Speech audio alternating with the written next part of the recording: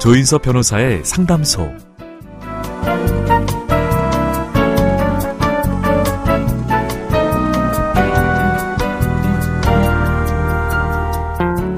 날씨가 맑은 날이 있고 또 흐린 날이 있는 것처럼 우리 삶도 잘 풀릴 때가 있는가 하면 앞이 막막하고 속상할 때도 있죠. 혼자 고민하지 마세요. 제가 들어드리겠습니다. 속 시원하고 정확한 자문으로 법률 문제를 풀어드리는 조인섭 변호사의 상담소, 지금 바로 문을 열겠습니다. 저는 조인섭입니다.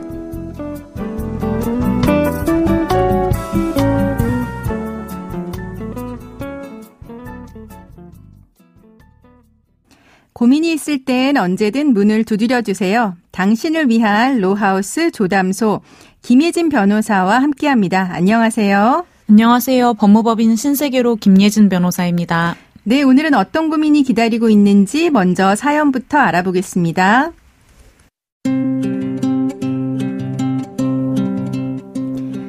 아내가 저와 아이를 두고 집을 나간 지 20년이 지났습니다.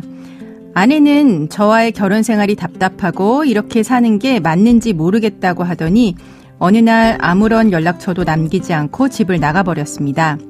그 당시 아들은 중학생이었습니다.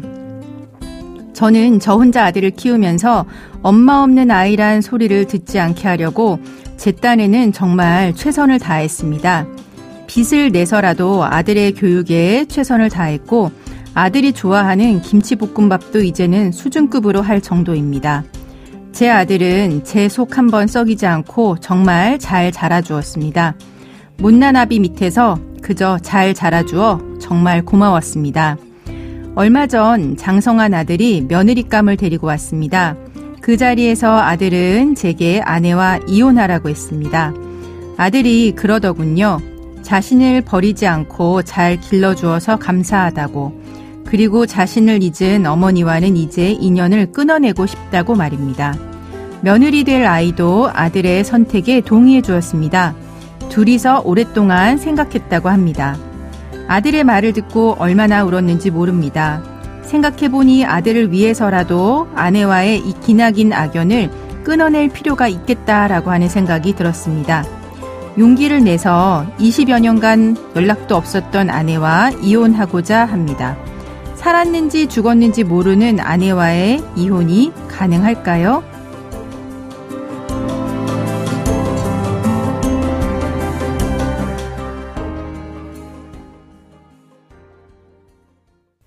사연자분 그동안 정말 고생이 많으셨겠네요. 이제 마음의 짐을 조금이나마 털어내셨으면 좋겠는데요. 뉴스를 보면 가족을 버리고 가는 사례를 많이 접할 수 있습니다. 몇 년간 연락이 두절되었다가 갑자기 나타나서 부양을 하라고 하거나 아니면 보험금을 받겠다라고 하는 사례도 있는데요. 이 사건처럼 20년간 연락이 안 되는 아내와 사연자분이 이혼을 할 수 있을까요?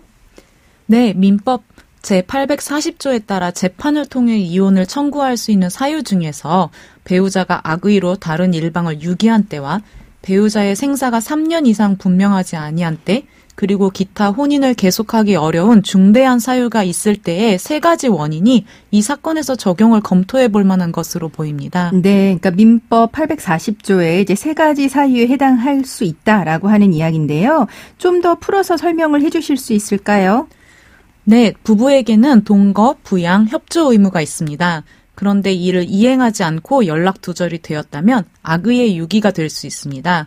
그리고 배우자가 살아있는지 여부를 전혀 증명할 수 없고 3년 이상 이런 상태가 계속된다는 점이 입증된다면 배우자의 생사가 3년 이상 분명하지 않다는 이유로 이혼 청구를 할 수 있습니다. 저희가 다룬 여러 사건들 중에서도 위와 같이 부부 중 어느 일방이 상대방과 자녀를 버리고 연락이 두절된 경우에 대해서 악의의 유기와 혼인을 계속하기 어려운 중대한 사유를 인정하여 이혼을 허락하여 주신 경우가 많이 있었습니다. 네, 근데 이제 소송은 서로 간에 이렇게 공방이 오가는 거로 보통 생각을 하는데 이렇게 죽었는지 살았는지 모르는 경우에는 좀 다른 방식으로 진행이 될 것 같은데요. 어떤 방법으로 소송이 진행이 되나요? 사연자님과 같은 사건의 경우에는 먼저 아내분의 주소지를 확인하게 됩니다. 다만 연락 두절이 되는 사연들의 대부분의 경우에는 주민등록 또한 변경하지 않고 연락이 두절되는 경우가 많이 있습니다. 네. 이런 경우에는 생사나 이사간 주소지를 알 만한 다른 가족들을 통해 확인하는 절차를 진행해야 합니다. 예를 들면 혹 해외로 나갔는지 확인하고자 출입국 조회를 하거나 상대방의 부모님의 주소지를 확인하는 것인데요. 혹 부모가 모두 돌아가신 경우에는 연락 두절된 사람의 형제, 자매나 부모의 가족 등을 확인하여 이들에게 친족 사실 조회를 하기도 합니다. 만약 친족 사실 조회를 통해서 실제 주소지를 확인할 수 있다면 해당 주소지로 소송 서류를 보냄으로써 본격적으로 이혼 소송을 진행할 수 있습니다. 네. 근데 만약에 친족 사실 조회를 했는데 그 친족 사실 조회 통해서도 그 당사자가 어디에 살고 있는지 생존 여부 이런 게 확인이 되지 않는다라고 하면 이런 경우에는 어떻게 해결이 돼야 될까요? 이 경우에는 공시송달의 방법으로 진행하여 주실 것을 요청드릴 수 있겠습니다. 공시송달이라고 하는 거가 뭘지 좀 더 설명을 해주세요.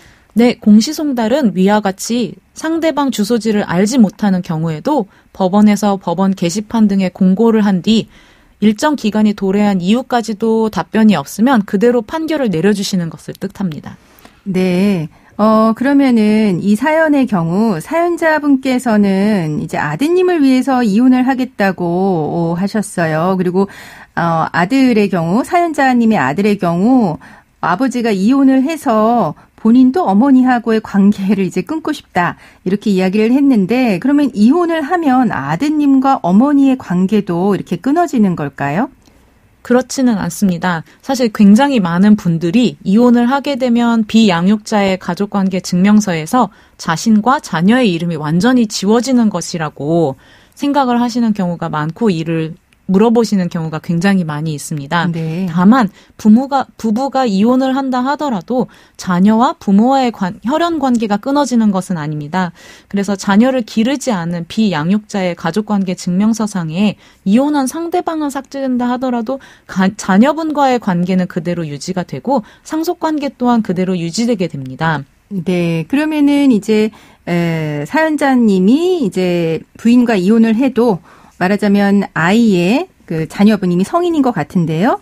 그 자녀의 가족관계 증명서에는 뭐로 이제 나오고 또 그 어머니가 사망했을 때는 상속도 역시 받는다는 거죠. 네, 맞습니다. 근데 어쨌거나 이런 경우에 말하자면 오랫동안 연락 두절됐다가 갑자기 나타나서 부양 의무를 부담하라거나 아니면은 뭐 보험금을 받겠다 이런 경우가 많이 있지 않습니까? 이런 거 관련해서 또 법안을 마련 중이라고 하는데요. 네, 맞습니다.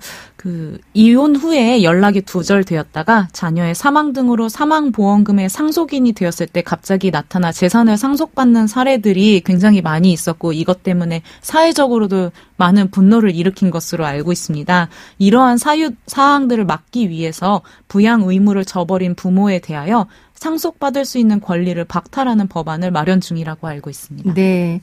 그럼 지금까지 상담 내용을 정리를 해보면 부부에게는 동거, 부양, 협조 의무가 있는데요. 사연자분의 경우처럼 배우자가 일방적으로 집을 나가서 생사 여부를 알 수가 없을 때 그리고 이제 그 기간이 3년 이상이라면 배우자와 연락이 안 된다라고 하더라도 공시송달, 친족사실조회 이런 여러 가지 방법에 의해서 재판상 이혼을 할 수 있다라고 해주셨습니다. 지금까지 이제 20년간 생사가 불명인 분하고 이혼이 가능하다고 정리를 해주셨는데요.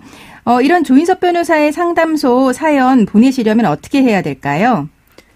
혼자서 해결하기 어려운 고민이나 법적 자문이 필요하신 분들은 YTN 라디오 조인섭 변호사의 상담소 홈페이지에 들어오셔서 상담 신청 게시판에 글을 남겨주세요. 네, 감사합니다. 지금까지 김예진 변호사와 함께했습니다. 감사합니다. 알아두면 쓸데있는 법률 이야기 알쓸법 시간입니다. 서울 도봉산 등산로에 불을 지른 혐의를 받는 40대 여성 A씨가 구속 상태로 재판에 넘겨졌습니다. A씨는 지난 3월 11일 밤 서울 도봉산 등산로 부근에서 미리 준비한 가스라이터로 낙엽 등에 불을 붙여서 산림 0.02헥타르를 태운 혐의를 받고 있습니다. 건조한 계절이면 꾸준히 벌어지고 있는 산불 방화. 앞으로 어떤 형벌을 받게 될까요?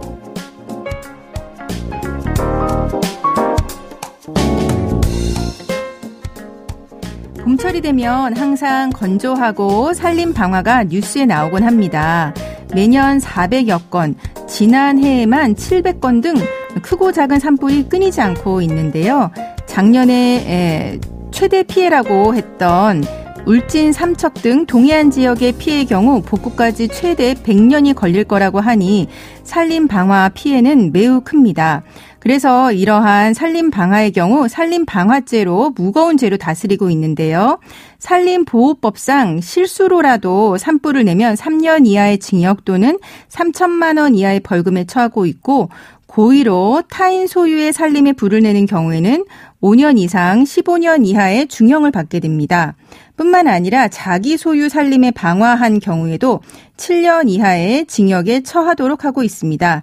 나무는 엄청난 미래의 재산입니다. 실수로라도 산불을 내는 일은 절대 없어야 할 것입니다. 조인섭 변호사의 상담소, 조담소는 언제나 당신과 함께합니다. 끝곡으로 카트리나 앤 더 웨이브스의 Walking on Sunshine 들려드리면서 저는 이만 인사드립니다. 지금까지 로이어 조인섭이었습니다.